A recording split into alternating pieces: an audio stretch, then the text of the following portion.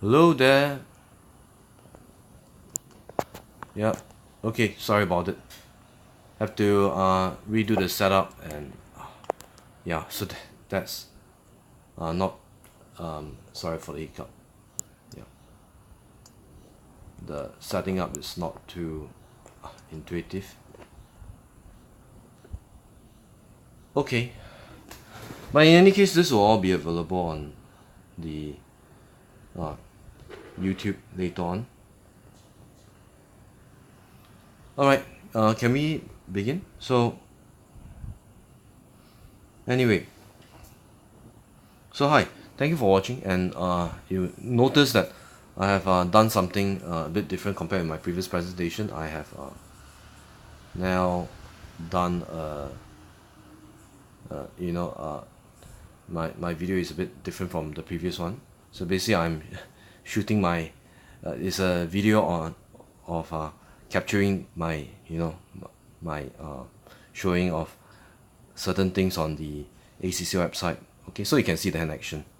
Okay, so let's begin. Right now that you're watching. Okay, today I'm taking a very different approach compared to the FA2 revision, because the FA2 revision I realized that I focused too much on content. So today I took a very different approach. I decided to instead run you through the examiner's report. I think that's very essential. Okay, if you're watching this from wherever it is, wherever you come from, right? So tap on student tab on the accglobal.com website, and then you come to this page which says students and the exam support resources. Okay, a common complaint and feedback from many students is that the actual exam questions are very different from the exam kit. I was talking with a colleague and I find these comments are surely not unfounded. So I thought that was very important to to tell all of you, like how to watch out for this, right? Okay, is the screen showing up correctly? Let me just verify. Oops. Let me just verify that. Okay, hang on. Okay, I hope that screen is correctly rotated. Oh, sorry. G. Okay. Oh, the screen is correctly rotated now. Oops. Yeah. Okay, great. So the screen is correctly rotated now.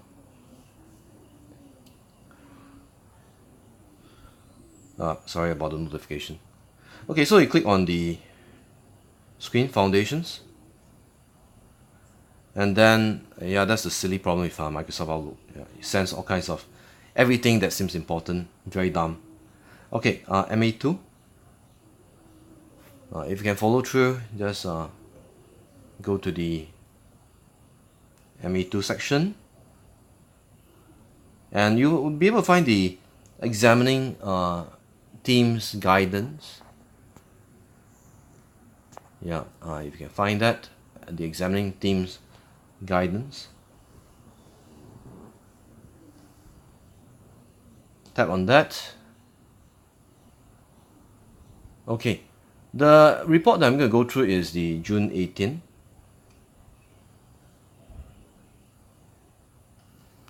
Right, you should be on the same page. Now, and this was a very interesting feedback from one colleague.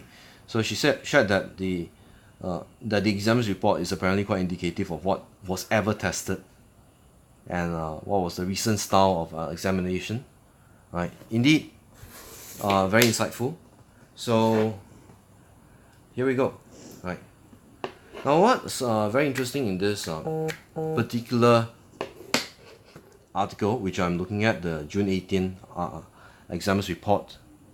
So what it says here is that right, if you're looking at the document, so interestingly the examiner has pointed a number of things. So let's have a look at it. So in case if you do not know, the exam is comprising of 50 multiple choice and also fill in the blanks. So it's 50 of these multiple choice, including fill in the blanks, each of which carries 2 marks. Okay, yeah. each of which carries 2 marks.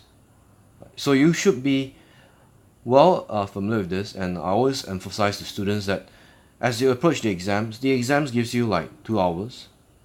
So you should budget something like 2 minutes per question, and make sure that you don't exceed 2 minutes per question, right?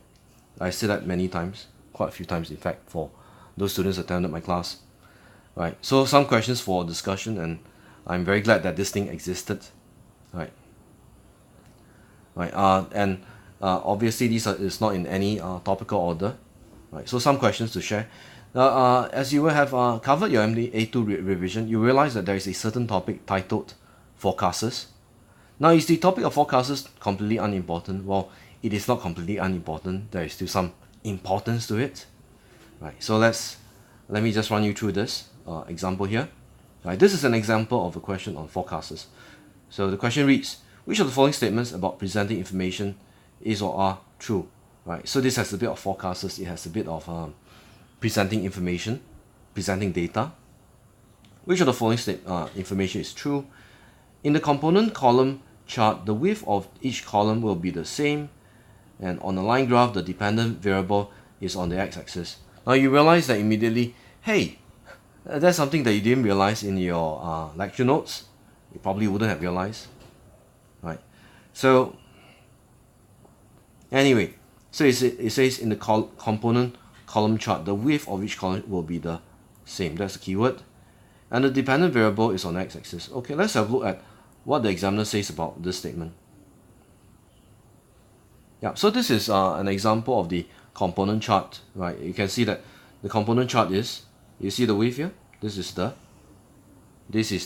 width, and this is the width. Notice that the widths are exactly identical. So therefore, statement 1 is correct because the width of each column is exactly the same, right? That statement is correct. Now, what do you mean by dependent and independent variable?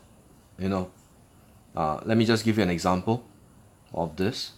So take for instance, you have something like, say, labor costs, right? Labor costs to, for instance, hours worked. So, obviously, the more hours your operators are going to work, the more they get paid, and the more they work, the more they get paid. So which means that how much the operators are paid depends on the hours they work. The more hours they work, the more they get paid. So therefore, the amount paid, or the amount of salaries paid, is a dependent variable, whereas the hours work is independent, right? Now let me give you another context. Take for instance raw materials, right? The more raw materials you purchase, the more you pay for the raw materials. So point is, why is it that you are paying more for raw materials? Because you are purchasing more raw materials, right? More kilograms means you pay more for raw materials, which means that the dollar amount, again once more, is the dependent variable. Okay, you see here? Read the examiner's report. Is the dependent variable, you see? So this is the y-axis, and which is also the dependent variable, right? Whereas the horizontal axis is always the independent variable, and that's the x-axis, right? Now, if you can't remember it, one very simple way to help you remember it is that the letter D comes before I. If you understand ABC, A then B, C then D, E, F, G, H, I. That's one way to remember it, right? So hey, wait a minute, give me a moment. Let me reply a WeChat message. Give me a moment. Hang on. Link. Sorry about it. Yeah, sorry about it. Yeah. Okay, so this is actually for purpose of revision for those students who are taking the exams, the Ma2 exams, right? Okay, but if you happen to be from some other country and you're watching this, then welcome once more. Okay, coming back to this. Okay.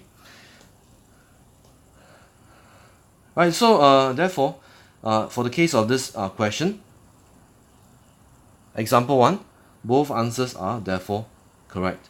So you may not want to skip the presenting information and forecasters. So the line graph actually relates to the topic of forecasters, but the chart and the line graph, they happen to fall under presenting information. Right? If you have not studied that, you can just have a quick look at the topic. You know, the Kaplan pass cards are very useful for this. Okay, let's move on.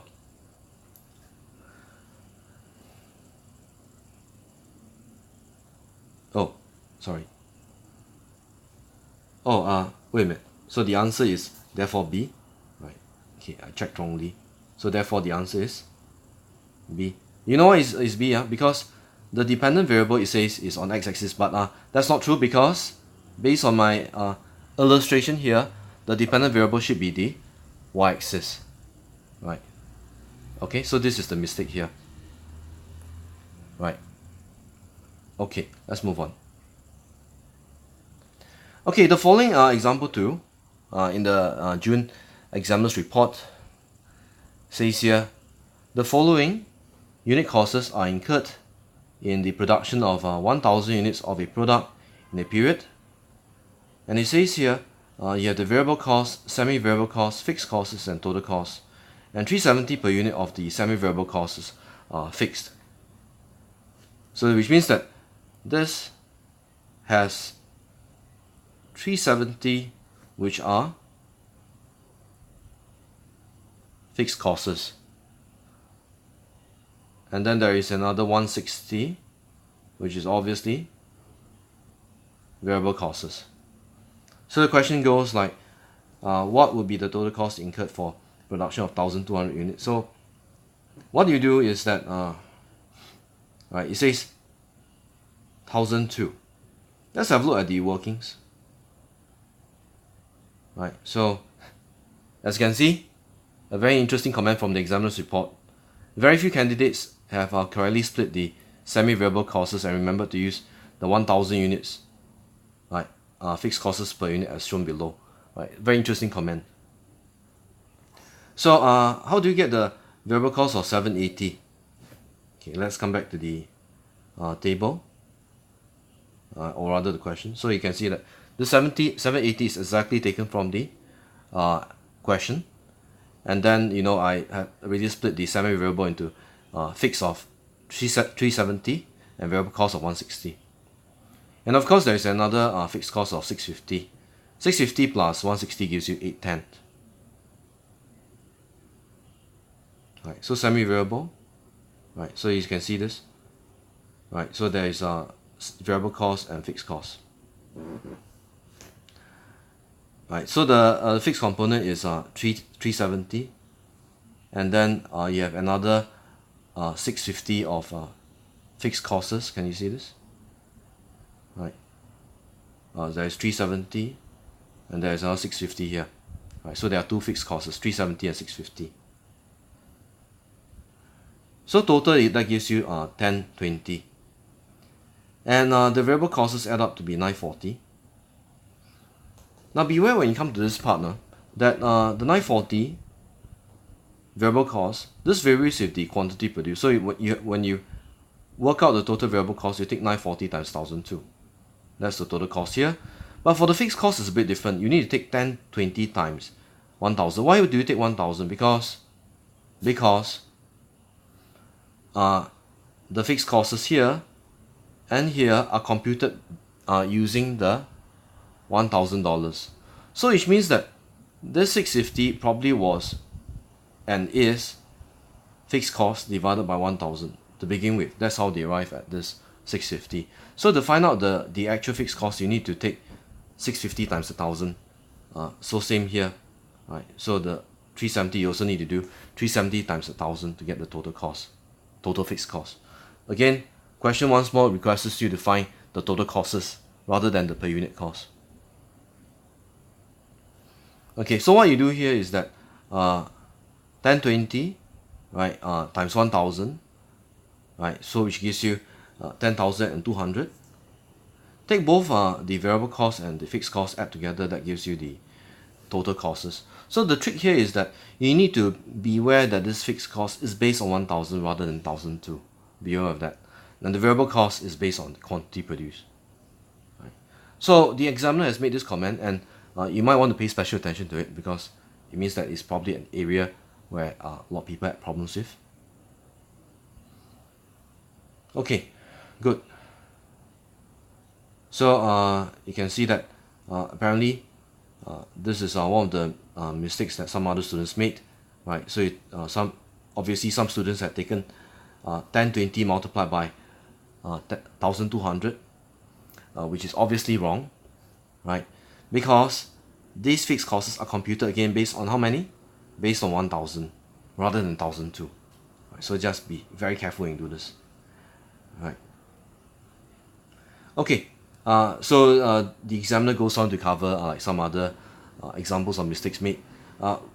You can read about this, right? I shall not spend more time on discussing on the mistakes here. Right, so it's quite insightful. You can read that up. Example 3, right? Again, if you are just logged in to watch my video, these are actual exam questions that were featured in the Ma2 CBE. Right, so it's extremely informative and very useful to go through these questions that were extracted from the report. I mean, from the actual exams. Okay, example 3. Now, example 3 fell under the topic of process costs, and you can see that this question says you have a process with costs of 15,600. Now, when the question says costs, what do you understand from that one word costs? It's simply implying what? Material costs, direct labor, and production overheads. That's probably what it's implying. And this has resulted in 1,000 kilograms of A being produced and 4,000 of B being produced. So it seems like this seems to involve the topic of joint product. Okay, it says here that A can be sold for $50 per kilo, but only after further processing at a cost of $10 per kilo, and product B can be sold for $20 per kilo with no further processing. So it says, how much of the process cost can be apportioned to product A using the NRV method? Do you remember NRV? NRV simply is, the estimate selling price minus the additional processing costs, right? So let's have a look at the comments from the examiner's report. Only a few candidates have correctly. Again, we are looking at costs to apportion to product A. So the examiner pointed out, only a few candidates correctly chose $40 per kilo after deducting further processing costs. Okay, how is that so? Let's see. Now, as you can observe here, product A can be sold for 50 a kilo, but only after further processing of 10. So which means that if you were to take 50 minus 10, 50 minus 10, you get 40. Right, you get $40. So that's how the examiner gotten this 40. So it was simply 50 minus 10. So if you do that, 1000 times 40, that gives you 40,000. However, for product B doesn't need further processing, and it's $20 kilo. So you take $20 multiplied by 4,000. $20 multiplied by 4,000, that gives you 80,000. Now notice that the total amount A and B gives you 120,000. Right, so you use 120,000 to split the which one? To split the total processing cost. Where is the total processing cost from? Here. Total processing cost was 15,600.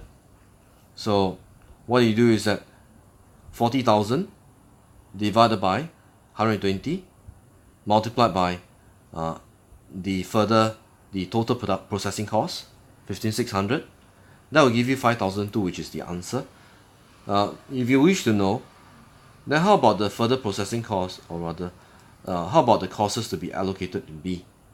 And then, if you understand how you get the answer for A, then for B is actually the same thing. You take 80,000 divided by 120,000 and multiply that by 15,600. So that would immediately give you the processing cost to be allocated to B, right? Okay. Now, some comments from the examiner's report. It says here that some candidates chose option C because they use kilograms as a basis to apportion. Beware of that. I think it's very insightful to read this because it tells you where the problems are. It gets you better prepared for the exams. Right. Also, just to add, for this cost apportionment, there are actually multiple methods of cost apportionment. NRV is one. Then, of course, aside from that, we could use weight, or you could use volume. Both are possible alternative methods to apportion process costs. Alright, so some common mistakes highlighted by the examiner, so you can read through these. Right. Okay, so the 3 multiple choice illustrated a number of problems, right? And it says misunderstandings or confusion. I think for those students I've taught, I think many of my students face the problem of misunderstanding and confusion. Right. One reason why the misunderstanding or confusion may arise is because some of these questions in the exam are quite new and are not reflected in the examination kit. So, which is where you need to read the examiner's report to be able to understand how else can the same topic be tested. Lack of knowledge, right? If you have already completed all of the exam kit or revision kit, then you shouldn't face the problem of lack of knowledge. But misunderstanding and confusion are quite common. Okay. Right. So that's again once more. This is the June. Right. So this is the June 2018 Ma2 CBE examiner's report. Okay. So we're done with this one. Let's go on to the previous one, which is the December 17. Let me show you that, and we can see how different the comments are. Let me close this.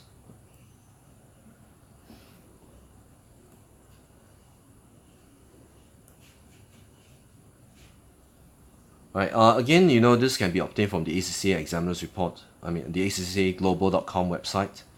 Okay, now we're going to look at the December 17 examiner's report.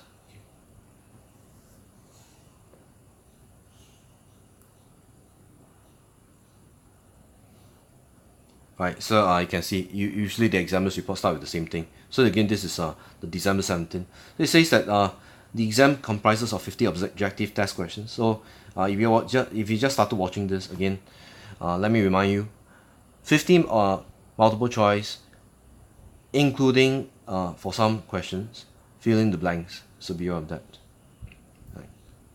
So 3 questions again, and the examiner highlighted that this is to clarify some misunderstandings, and I think many of the students who have taken this before agree. I think you obviously agree that there's a lot of misunderstanding about what the questions are asking for. Okay, let's look at the first one. Now, apparently this example 1 question looks very similar to the previous one we saw, the June 18. It looks very similar, right? It says that in the component column graph, the column of each width will be the same. So doesn't that sound very familiar to you? Yeah, we saw that earlier on. On the line graph, the dependent variable is the x-axis, but just now I gave you an illustration. I told you about the example of labor cost. So labor cost and hours have a linear relationship. That's what we normally assume, right? And we say that wages are a dependent variable. Why? Because it depends on the labor hours worked. So the more hours worked, then the greater the labor cost. So labor cost is a dependent variable, whereas the hours worked is an independent variable. So is this statement correct? Obviously this statement looks a bit wrong. Right, this statement looks a bit wrong. Right, so which statement is wrong? Statement 2 looks a bit, looks obviously wrong. Statement 2. What about statement 1? Is statement 1 correct? If you remembered just now, June 18, the example we ran through, statement 1 is of course correct, but not statement 2. Statement 2 isn't correct. Right, so as you can see, a few candidates selected B, and many of them choose A. Of course, the A isn't the correct answer, right? Okay. Now, if you are wondering if you missed the earlier part on the June 18 examiner's report, which I covered just now, you can rewatch the video. The video would have captured everything. Right, you can rewatch that later. Okay, following that, interestingly, this is the same thing that was covered in the June 18 examiner's report. Looks about the same, right? So I won't really go through this. It's the same thing, nonetheless. Example 3, okay, a bit new, quite different from the earlier June 18 examiner's report. June 18 examiner's report didn't feature this example 3. Let's have a quick look at it. It says labor hours are used to absorb overheads in the production cost center, PCC 6, and data for the period relating to cost center include the following, right? Now just a quick revision. The overhead absorption rate is computed, and I have repeated, I think, to the students that I've taught. Make sure that you remember, we use the predetermined fixed overhead divided by predetermined activity level. Now, predetermined activity level can be in terms of units, it could be in terms of hours. That really depends on the question. So the key thing is that this is predetermined overheads and predetermined activity level. Now there are cases where I saw exam questions where you're given budgeted instead, which is fine, it's the same thing. Now just don't make the mistake of inputting or trying to input something like actual overheads. That's incorrect. Don't input actual overheads, and do not input something like actual activity level. That's also wrong. Right, so all these are strictly to be budgeted or predetermined, only these two. Right, and in fact, for purpose of the questions, the term budget and predetermined are taken as to be used interchangeably. So these are the following details, and then you have the predetermined or budgeted overhead expenditure. You have the actual overhead expenditure, actual direct labor hours, and the overhead under absorbed, $3,762.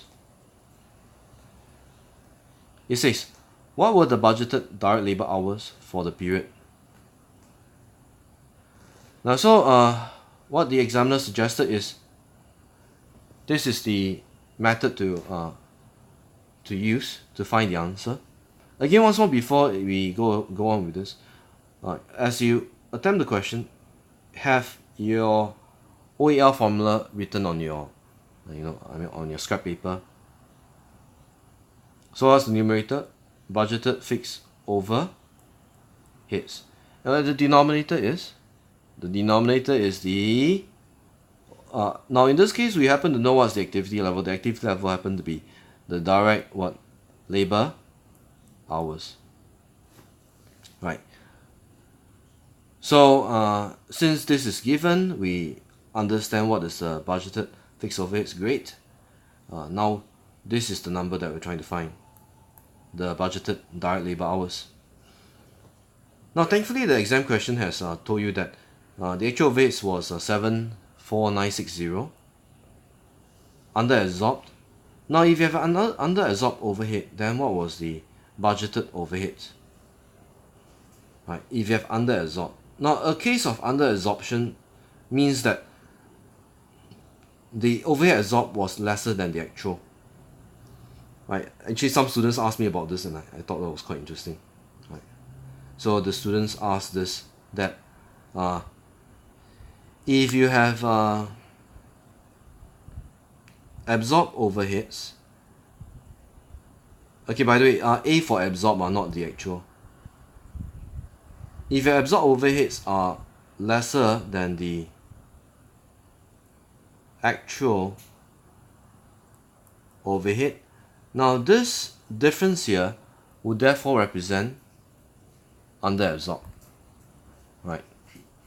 On the other hand, if you happen to have a situation of absorbed overhead being greater than your actual overheads, now this is then referred to as a case of over-absorbed, right? So I mean, if you look at it graphically, it's quite intuitive. Okay, so it says here, therefore the budgeted must have been less. Okay. And next we read that if your actual hours are 3,670 and then your budgeted overheads are 71,198, then the overhead absorption rate per hour should be 1940, right? Thus the budgeted expenditure of, okay, so we take 3,000, so therefore we take 73,820 divided by 1940.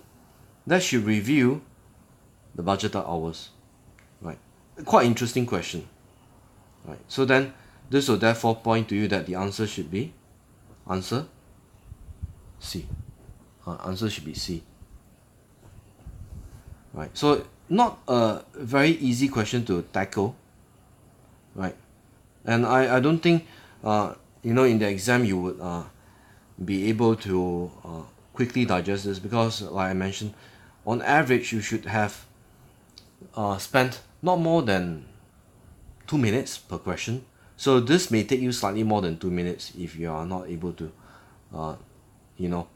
interpret and solve this question quickly enough, right? You might want to review this once more on your own for purpose of preparation for the exams. Right, and I understand that most people will hate to do this question because there's quite a bit of details to take into account.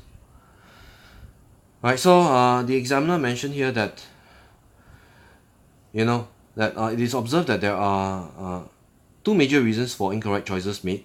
So one is, so the examiner pointed out a lack of understanding. Now I don't think lack of understanding is a problem if you could have completed your exam kit. If you have completed exam kit, I think lack of understanding really isn't the biggest problem. But maybe, and interestingly, is that the examiner pointed out that such as the use of spreadsheets. Interesting. I'm quite curious what exactly does he mean by use of spreadsheets. Is there a certain aspect of spreadsheets that was being tested? That's quite interesting to know, right? I can't really tell because from this examiner's report there's not enough detail given on the use of spreadsheets. By the way, spreadsheets happen to be a part of the syllabus, so you may want to flip through your exam kit just to see if there's any questions there to help you revise on this. Okay, and overhead absorption. So apparently this is a key topic, so do revise that. Second is not reading the question carefully enough, right? That's a common problem. Now I suggest to all of you out there who are watching this video, don't skip the question. Try to read the question from top down, right? Do not skip lines, do not skip reading any particular line, because everything in the question are quite likely relevant, right? There are cases where I came across questions where, interestingly, a lot of facts, but then many of the facts are not relevant. If you join me for my main class, we have seen those questions before where there's a lot of information, but not all of them are relevant. Right. So it says here, which led to confused thinking. I'm sure all of you would agree and concur that if you don't read carefully enough, it will lead to confused thinking. And that is the December 18 examiner's report. Quite interesting. I highly recommend that if you're from my class or if you're from overseas, do review example 3 from the December 17 examiner's report. Okay, I would probably make time to see some of you. Okay, if you're free enough to see me face to face to discuss this, right? Do drop me a text, those of you who have been added on the WeChat group, right? So later, feel free to drop me a text to make an appointment to meet me to discuss more on this, right? You're highly advised to go through these questions from the exams report. Okay, good. So we have went through the 3 examples here. Right. I'd like to add an observation. If you have been following this video from just now to now, just now, June 18 examiners report, and this is the December 17 examiners report, you have realized that example 1 and example 2 are actually repetitions of the June 18 examiners report. Interesting. This one, example 1, and example 2 were actually repetitions from the earlier June 18 examiners report, which means that certain questions do get repeated, right? Okay, so you get the hint. Please revise this. Okay. So we are done with the December 18 examiners report. December 17 examiners report. Okay, good. Let me move on to the following June 17 examiners report. Okay. Now we go on to June 17 examiners report.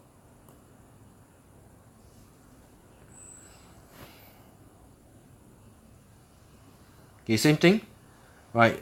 You realize that the question, the opening paragraph or the opening comments mentioned here that there is it is quite common to see incorrect approaches being used, and then there is common misunderstandings, right?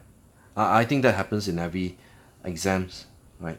Because the Ma2 syllabus is indeed quite wide, it's wide, but then the depth of each topic is not exactly that deep. Okay, same. We have 3 sample questions to review and have a look. Right. So, example 1, a company holds inventory of raw materials but has no inventory of work in progress or finished goods. Right. Which of the following statements is true about the company's profit for a period comparing to absorption costing? Right. Now, if you had attended my class, I've given you a summary on how to analyze the profits, right, of absorption costing and marginal costing. Right. Do remember that summary. Right. In the interest of time, I will not go through that again, right, on this presentation.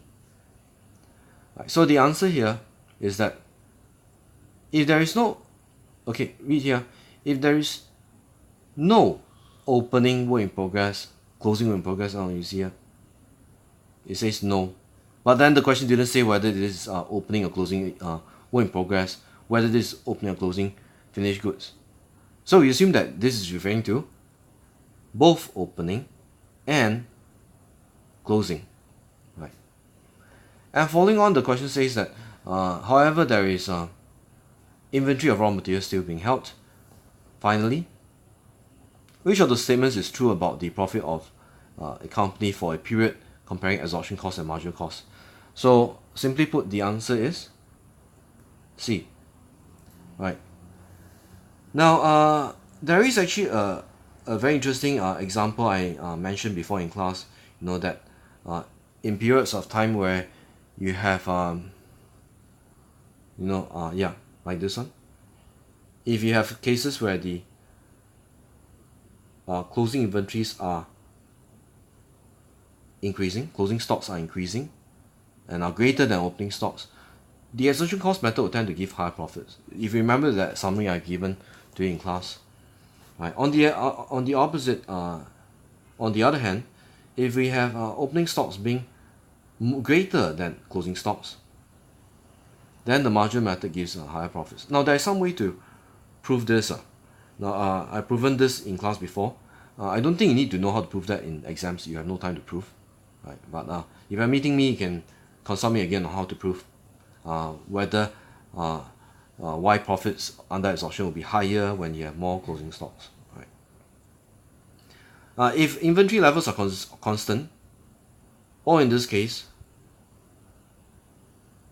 none, then whether you use absorption cost or marginal cost, your profits will come out to be the same, right? Okay, so very interesting question. Now, notice that absorption cost seems like a topic that gets tested, but in different forms. So the hint is, you need to study absorption costing.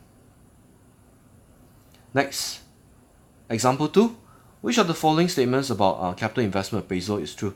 Now, if you don't remember what I mean by capital investment appraisal, the word appraisal means to assess, to examine, to evaluate. So capital investment means investing in equipment, investing in a building, investing in technology, right?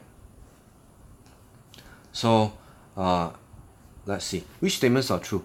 The discounted payback period of a viable investment will always be longer than non-discounted. Now the answer is, of course, that isn't true, right? Go back, look at your lecture notes. The discounted payback doesn't give you a longer what you call that, non-discounted payback is. That's not true, right? Okay. Right, so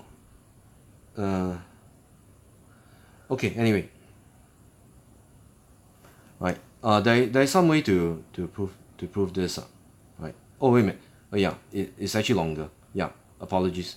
Let me take back my statement. The discounted payback will give you a longer payback period. Now there is a reason for this. Because the discounted payback has lower present value of cash flows, whereas the non-discounted has higher cash flows because of the effect of discounting. Right. With discounting, it results in lower cash flows to cover the initial investment. Therefore, it will take longer for investment to cover its initial costs. Right. So non-discounted will tend to have a greater cash flow and therefore would have a shorter payback period. Okay, this is why you need to be careful when you read the statement. Next. The present value of the future cash outflows increases as discount rate increases. Now the answer is, of course, this isn't true. With a higher discount rate, the present value of future cash flows actually becomes lesser, right? If you understand how discount rate works, a higher discount rate, like 20% compared to 10%, 20% would mean that your present value would be much less. On the other hand, if we have a very high discount rate, the present value of future cash flows would be lesser. Is that true? Well, actually, that seems to be correct. That seems correct. So you read here, it should now be fairly obvious that discount rates decrease value of future outflows. So statement 2 is incorrect. Right. So we have just not identified. It's obviously wrong. Right. So therefore we are left with only what options B and C to choose from. So it's either B or C. B or C. Right. So B or C is now the only ones possible. Right. Right. Only B or C. Now right, so very interesting example. So you can see that the examiner has an example of the discounted versus non-discounted. Discounted payback takes more years to pay back, whereas non-discounted takes lesser time. As you can see, because the cash flows are, if you observe here, right? So comparing the discounted and non-discounted, observe, right? So in year 1, you have 19,826. Oops, sorry, it disappeared. Oops, sorry about it. Where did you go?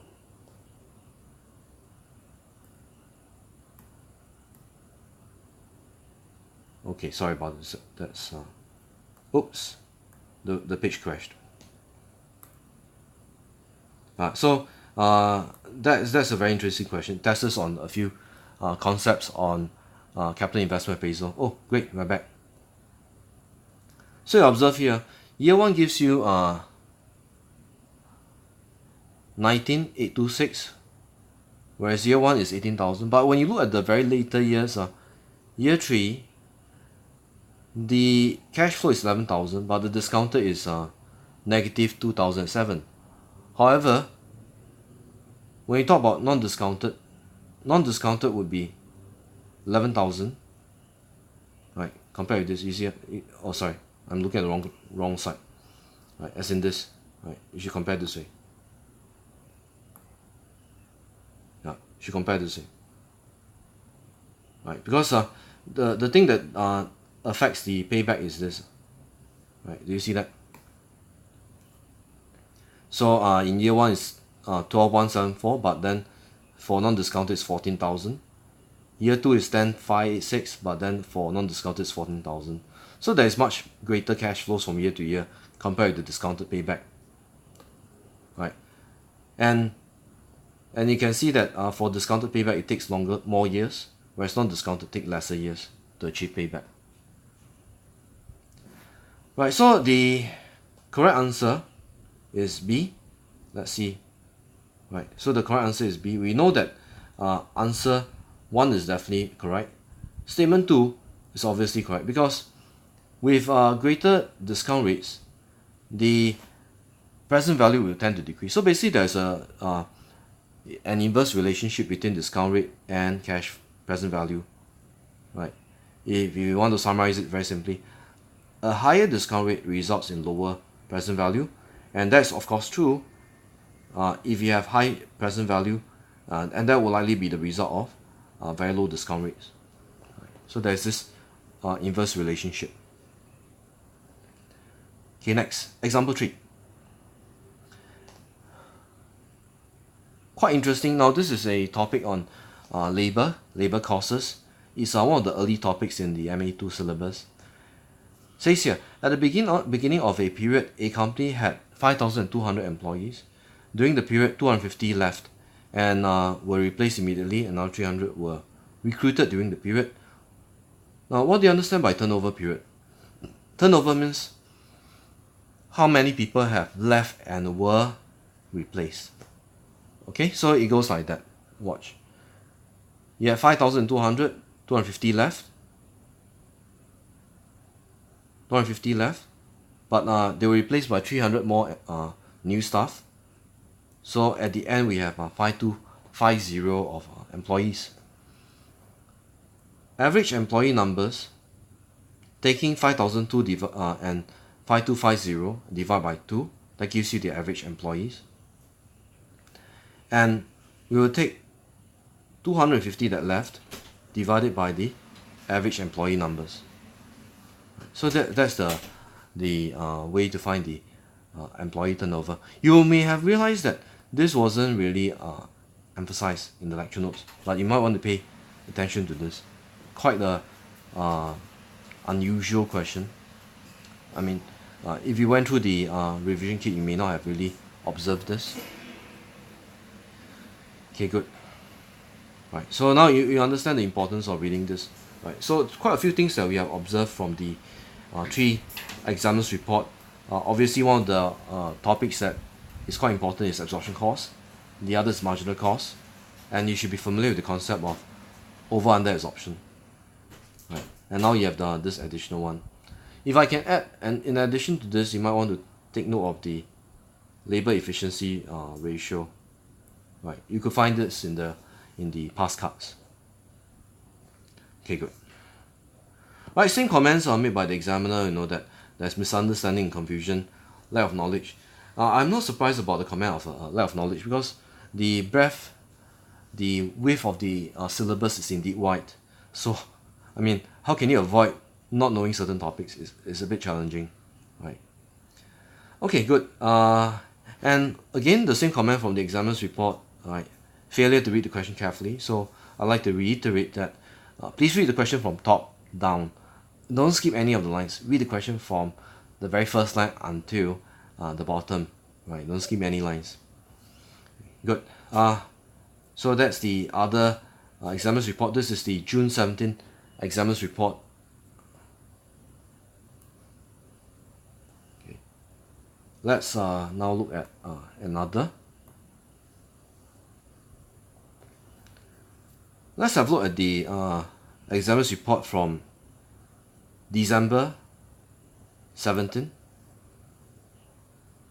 Let's see how similar this is. December 17. You notice that the general comments seem quite generic. There seem to be hardly any change in the examiner's general comments. Right? Probably the same things get repeated all the time. Example 1 comes from the topic of service costing, right? Says here that there is average bed occupancy in the hospital ward of 20 beds, and there was 90% occupancy over 30-day period. Costs in the period totaled $194,400. If you have followed me through the main class, you may have already seen this example before. Right? It's a very similar example. So what was the cost per patient per day? Right. Okay, how does that work? So basically what you need to do is, right, so the answer should be D. Let's have a look at why the answer is D. So the answer D is 360. So it says here, the calculation is found by finding the number of beds available multiplied by days in the period. Okay, so there are 30 days, 90%. Right. Now what do you mean by 90% 30 days? It means that out of that 30 days, 90% are available for occupancy, or rather occupied. Right. 90% of the 30 days the bed is occupied. But there are 20 beds. So therefore what we do is that we take 20 multiplied by 30. That gives us the total number of bed days multiplied by 90%. That tells you how much is the occupancy. So there are 540 occupied beds in the period. So what we do next is that we take the total cost divided by the beds, right, which is here, right, the occupancy, right, here, which gives us $360 a day, right. So that's how it works. Okay, so that's good. And again, this example, if I'm not wrong, came from the BPP revision kit. If you have seen it before, right? A very familiar example. Example 2. A company has been offered a job at short notice. This comes to the topic of relevant costs, and it says that if the job is not accepted, 25 direct labor hours of existing labor at $15 per hour would be paid but would be idle. That's very interesting. If the job is not accepted, right, and these workers will have nothing to do and they will still be paid. Now what does it seem to tell you? Right, this 25 direct labor hours seem to be not relevant, because these workers will be paid anyway whether they work on the job or not. They'll be paid anyway. Okay. Next, a total of 70 direct labor hours are required for the job, and 70. Now next is that we found that the remaining hours, okay, the remaining hours will be found by declining other work. That means you have to turn away existing customers, and then by turning them away you would sacrifice this contribution, right? So what is the relevant cost of direct labor in deciding whether this job will be taken? So the correct answer is D. It says here, quite interesting, right? We consider 45 hours as part of the relevant cost. Why do we do so? Because out of this 70 hours that's required, 25 hours come from the idle labor, and which means that the remaining 45 are actually busy. They're actually busy. And if you were to take them away from what they are busy with, then you have to sacrifice $10 per direct labor hour, which means that okay, right, you need to, okay, so right now you have to take these guys away from their other work, right? So let's see what the examiner says, right? So this 45 hours that you need, this one is not idle, right? And right now they are paid $15 an hour, and that means they are paid in total $675. And observe this also I mentioned, the idle time is not considered, because these guys would be paid anyway, whether there is the job or not, right? And when we say relevant cost considers a few things. What do we consider when we talk about relevant cost? We consider things such as, is the cost avoidable? Is it possible to avoid? Is it incremental? And then is it opportunity cost? Right, and then not forgetting, these are future, right? So the idle labor hours, don't fall into any of these, because they'll be paid anyway, right? So is it important to consider 25 hours? It's not, right, as such. Okay, so in taking into account the cost of the labor, for the $10 of contribution that we stand to lose out if we accept the job. So how much will we stand to lose out for the 5 hours of labor time taken off other jobs times 10? That gives you $450. But at the same time, these guys are paid $675. This 45 hours of labor time, right? So we have to pay them anyway, and then by taking them away from their existing jobs, we lose another $450. So the combination of these two gives you relevant cost of 1125, right? And the examiner mentions here, majority of candidates selected answer A. You might want to pay special attention to this, since the examiner pointed that many students tend to pick A and they tend to pick wrongly, right? Quite interesting question to pay attention to. Probably also to add, apparently, other than labor hours, another one that is being tested under relevant cost, another example that was used was material. If you attended my class before, there were some questions that involve material and then on the topic of relevant cost, right? And the question went something like, the material has no other use, and then it can only be scrapped, for example, for X dollars, right? If not, the question would say that this material is regularly replaced, right? So that question you might want to pay, or you must pay careful attention to it, right? Because this direct labor question, if it doesn't appear, then the material version, the material variant of this may be tested instead, and it will probably be read as, what is the relevant cost of direct material instead of direct labor. Okay, good. Let's come to example 3. Example 3.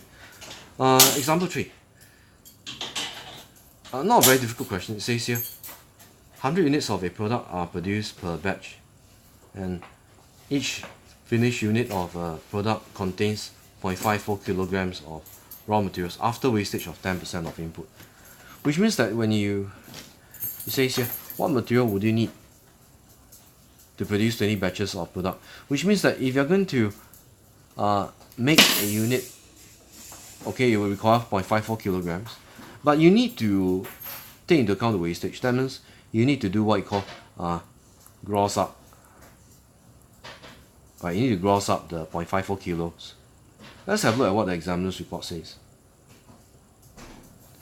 Right, so you need to take the quantity. Right, so let's say for example you're going to make 2,000. So you need to gross up, because if you're going to make 2,000 units, when you order the raw materials, you can't just use exactly enough. You need to use 2,000 divided by 0.9 or divided by 90%. Right, multiplied by 0.54 kilos, that tells you that you should require 1,200 kg. Now this 1,200 kg means that it has accounted for wastage, right? Because out of every 100 kilos, 10% would be wasted, right? And then only 90% will eventually go into the actual production. Okay, let's see if we can get the answer D. In fact, while I was presenting this, I had another thought about how to get the answer D. Let me just share with you. So say for instance, you need 0.54 kilograms. So you do this. 0.54 kilograms would therefore be 90%. Right? Because out of 100%, 10% will be wasted. So eventually only 90% goes into the actual finished goods.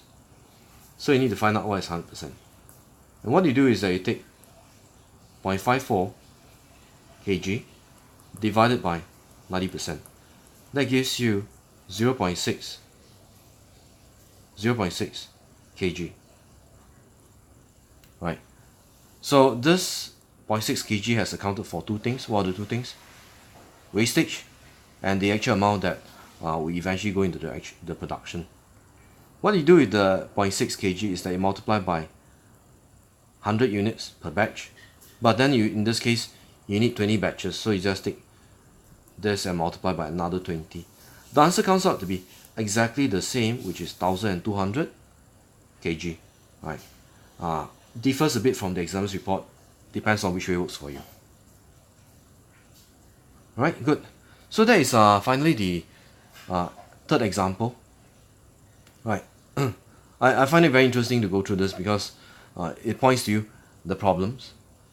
Right. I mean, given such a short span of time that you have before the actual exams, it's important to avoid these problems. And avoiding these problems means that you're more likely to score the 2 marks instead of losing the 2 marks. Okay, the conclusion seems like it's still the same. Comments made, confusion, misunderstanding.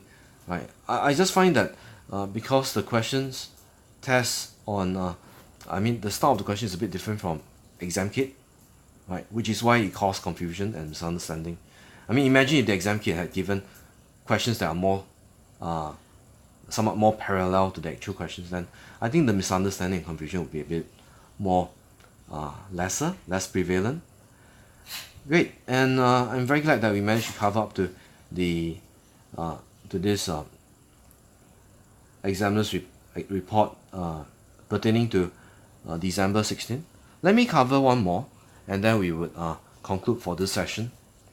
Right, you'll notice that actually some of the issues are not very hard to understand, and it's a matter of being clear about what you need to do for the questions.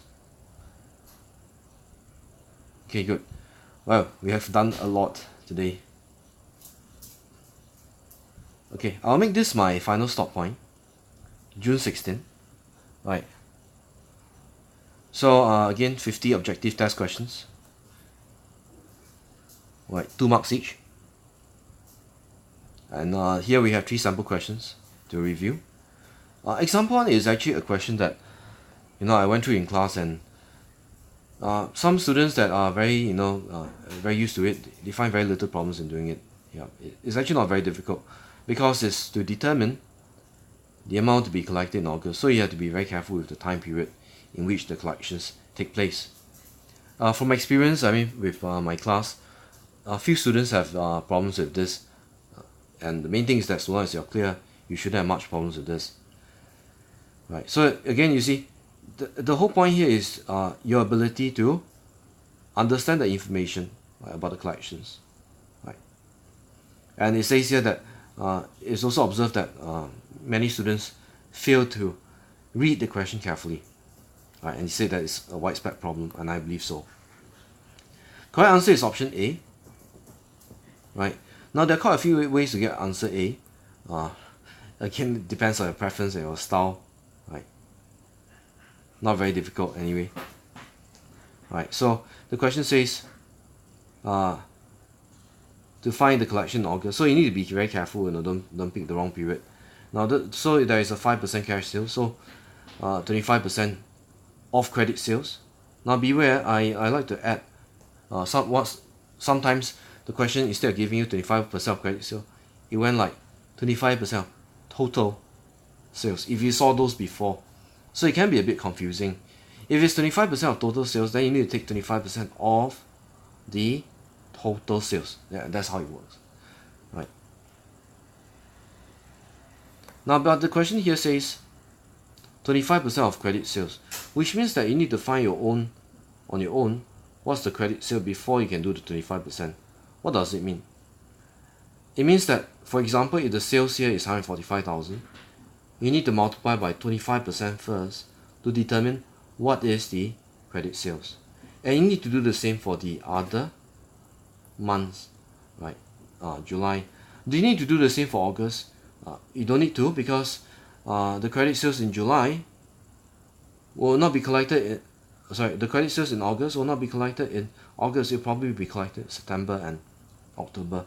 So the credit sales for August is actually redundant to calculate. You just need June and July, right? So once you have found the June credit sales, what you do is that you take wait a minute, mistake here. That should be 95%. Sorry about it. Right. Because 5% of the sales are cash sales, that means 95% would be credit sales. Right. Just be careful of that. Okay, so based on that, it says here 25% of credit sales will be collected 1 month later. So that means your July sales, 25% will be collected in August, and then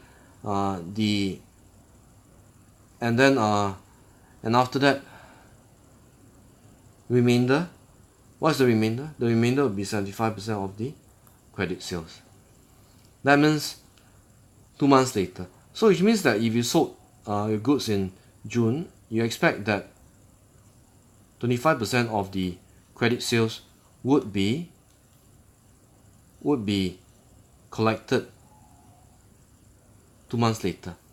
Again, it's 75% of credit sales, not 75% of total sales. Be aware of that, right? And then you take this credit sales and the following one, and finally add to the cash sales in August. So 130,000 times 5%. Right? You just have to be very careful when you do this, and it should be possible to get the answer. I don't really think that the suggested solution will work for everyone. Not everyone would like to do it this way, because it's a bit messy, right? Again, depending on preference, right? My style of working might work for some. Right? Again, find the one that works for you. Okay, good. Final pointer. Some questions gives you this instruction. It tells you that there is a 5% of sales which will become bad debts. What do? That will not be important for your budgeted receipts. Just ignore that if you see the bad debts. Okay, good, wonderful. Example 2 is interesting, right? Quite a rare question. Example 2 says that there's labor costs incurred, and then it says that normal hours 76,200, and then there is this overtime hours, and this is a premium of 50% over normal rate, right? And then there is the indirect operatives. Now, however, indirect operatives are the production overheads, right? These guys here, right? They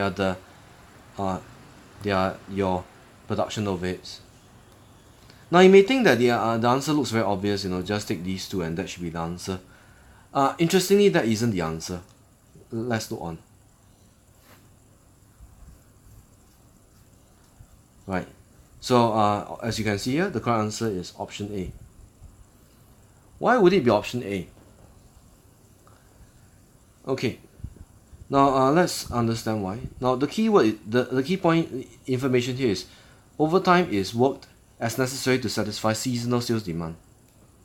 Right. So it says here that when there is sales demand for a particular period, then overtime working is required. It is unfair to charge overtime paid to workers over and above normal rates to those products that happen to be scheduled for production in the overtime hours, which means that the overtime premium is not a direct cost, it is an indirect cost. That's very interesting, eh? Yeah. So which means that this overtime premium of 50% is not a direct cost. So you need to further break down this. Right? What does this actually? So this says 50%, right? Okay, which means that this is 150%, right? And if this is 150%, that means the overtime premium of 50% must be 3,050 200. And as mentioned in the examiner's report, this overtime premium is an indirect cost. So you need to take this overtime premium, and then what you need to do with it is that you have to add this on as indirect labor costs, or we treat this as production overheads. Okay, hope that you're following. And this is a very strange, maybe not a very intuitive requirement, right? You may want to make a comment on, make a note of this, and pay close attention to this if you do see this in the exams, right? So this and this combined will give you your production of it, which means that if you understand this, if you are following, then the remaining 100% of the overtime, which is 6,004, what will happen to that? Then this is direct labor or direct cost, right?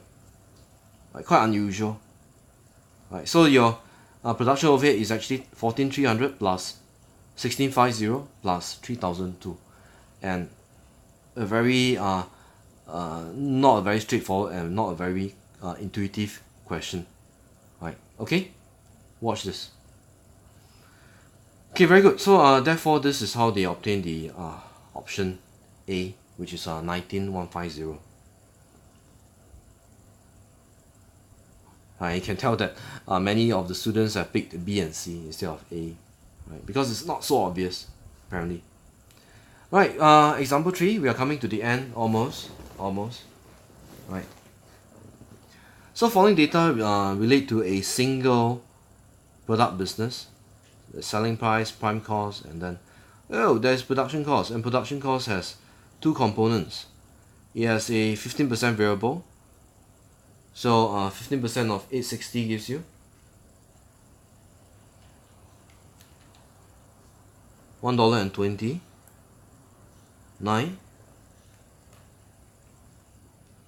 and then the other 85%, so this would be variable cost, and this would be the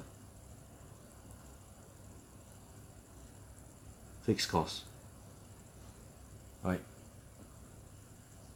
Okay, good. And what about the non-production of it? So same thing, you need to split this between variable and fixed. So variable would be 0.57. Actually, do you need the fixed cost? You don't really need the fixed cost, because contribution sales ratio is computed by taking contribution divided by sales multiplied by 100. So the contribution is per unit, the sales is also per unit. The contribution basically is selling price minus all of the variable costs like the 129.57, right, and prime costs. Let's have a look. So there is to find our variable cost, right, prime cost of 11.20. Do you remember what is your prime cost? Your prime cost is your direct material, direct labor, and direct expenses. 11.20 add to the variable production overhead plus the variable non-production costs gives you this, right? So the contribution per unit therefore is selling price minus the variable cost, that gives you 1694. So you take 1694 divided by the selling price times 100, that gives you the contribution sales ratio, which is 56.5%. A fairly straightforward question, not so many surprises, right?